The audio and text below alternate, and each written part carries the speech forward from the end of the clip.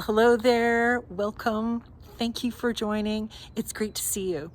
I would like to give you a 1-week update on our seeds.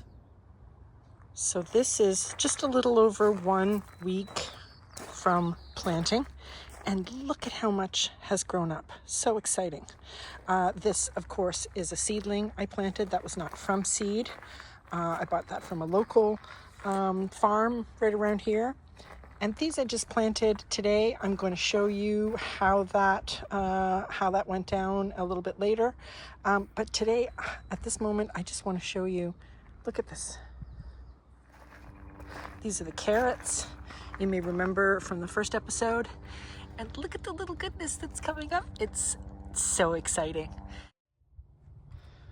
I want to share with you a very simple technique for how to plant seedlings in the ground that come in a kind of a paper type of pot, a peat moss, really a molded peat moss type of pot. So as you can see, I'm just creating a good sized hole in the ground here. This is going to give it a good little spot. I've lined it all up and sort of spaced it all out and made sure that each plant has got enough distance from the other. What I want to do is share information about plant tags. So you can see that this plant tag is really a wealth of information. Let's see what it has to say about proper spacing. That's what I'm interested in. So it's saying space it 12 to 14 inches apart right here. Okay, and that they'll grow to a height of 8 to 12 inches. That's what I can expect. And it'll take between 65 and 68 days until it's ready for harvesting. So I have dug my hole and it is going to line up. How do I know how deep to dig the hole? Well, it's going to line up with kind of where the base of the plant starts, right? I don't want to bury the plant more than that. I don't want to put the soil line higher than that, in other words.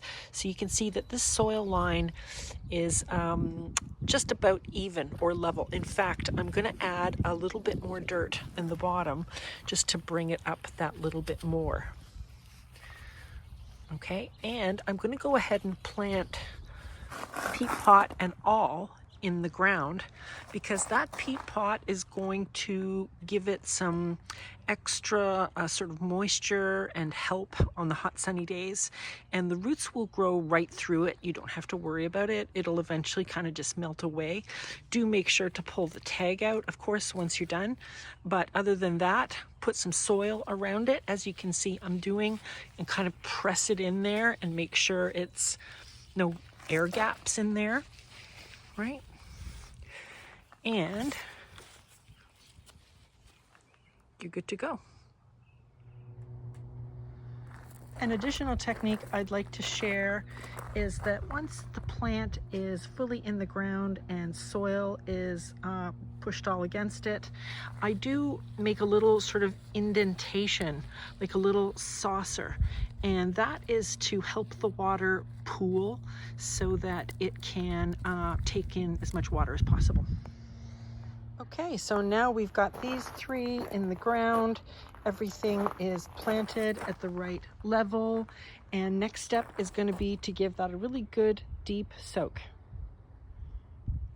I also want to invite you to be playful about the arrangement of your rows.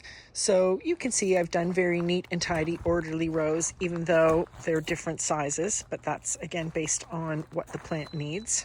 And here in this case, we've just read that they want 12 to 14 inches between them, which this is a little bit on the tight side, but I bought 3.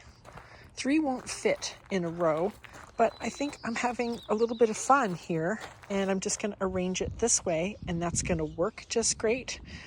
Give the plant the space it needs to thrive and grow, but also look really pretty.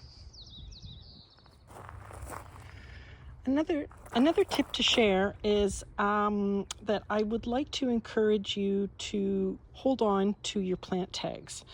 I have, like, even if you want to put them in a plastic bag, right? Just set them aside so that if ever you want some information for later, then you know exactly where you can go to get the hands on the information that you need. So let's say, for example, you planted them, recorded them in your plant log, but then you think, oh, how long is it going to take for that thing to grow and be ready, right? So you can see on the tag that, oh, this one's upside down. You can see on the tag, oh yeah, it's going to be 65 days. So you can measure, is it right on time? Is it behind? Is it ahead of the typical growing schedule? It's handy information that you can go to as needed. Now, just in case you thought I was joking earlier, this actually is my little plastic bag of tags. So everything is completely centralized and in one location. And when I need it, it's there. Thank you so much for tuning in today. I really appreciate it. And I hope that what I shared with you was helpful. Until next time, happy growing.